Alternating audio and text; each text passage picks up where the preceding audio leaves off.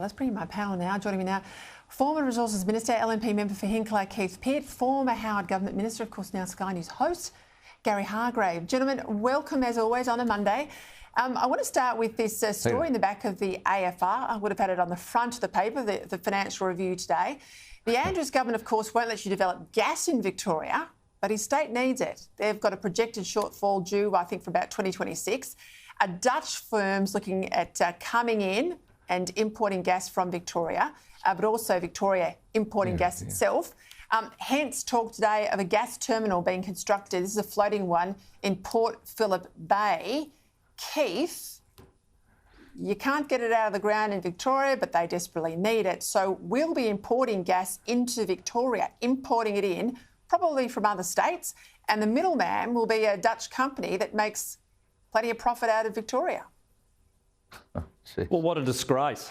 What an absolute disgrace. The once great state of Victoria is going to have a floating LNG processing plant so they can import gas from somewhere else. I mean, they could literally go 100 kilometres up the road and develop their own and have their own fuel security and secure gas for the state of Victoria, ensure that manufacturers continue to access cheap and affordable and reliable gas, but their ideology simply won't let them. This is bad for the country, Peter. It's a really bad decision, particularly when you look at what's going on around the world. And of course, a bit of gas coming in that they could export even would actually help their budget, but that makes too much sense for Dan Andrews. Over to China, Gary, the opposition says these trade bans have to go if the Prime Minister is going to turn up. We know there's a very big anniversary at the end of the year that hangs off Gough Whitlam. So we're all expecting, we're seeing the Labor premiers all roll up there, but we're expecting the PM there at the end of the year. The opposition says, no PM, do not go there till we get these tariffs lifted. What do you think? Well, I mean, Gough Whitlam inherited a country that used to stand for stuff. And Peter, we shouldn't be lowering ourselves until we are actually confident about everything we do internationally is for Australia. China is doing what suits China. Australia should do what suits Australia. And yet we're happy to sign up to these sort of numpty ideas of third wave of AUKUS, which is about paralysing, in fact, wiping us off the map. And China knows it. China's laughing at us and elbow going there and dropping the knee in front of the Forbidden City, as he's likely to do later this year, and cry a few hawk-like tears to try and pretend that somehow or other it's all okay. China's laughing at us, and rightly so. We don't respect ourselves, so why should China respect us? We have to stand for stuff, or as the saying goes, we're going to keep falling for things. And this is where we're at now. You know, Victoria is broke and broken. Victoria is, in my view, the epitome of where Australia is going to be in a few years' time, without the money, without the resources, without the common sense, and without the approach that we desperately need Victoria to have. Australia is going to suffer.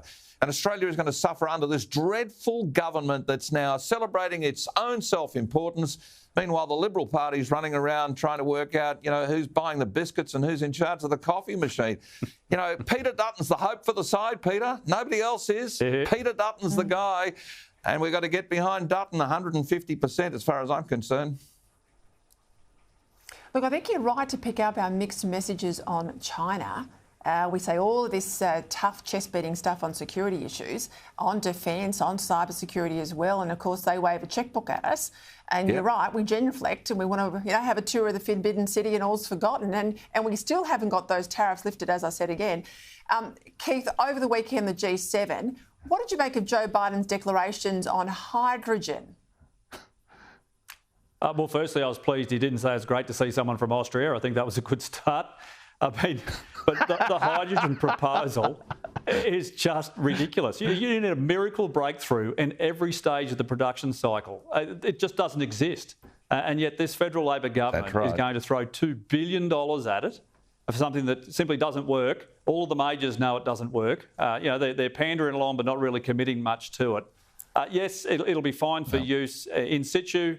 The only way that you could potentially get to what it needs to be, which is $2 a kilo, is if you use hydrocarbons as the source. They're not doing that. It's a great big fat waste of money, Peter.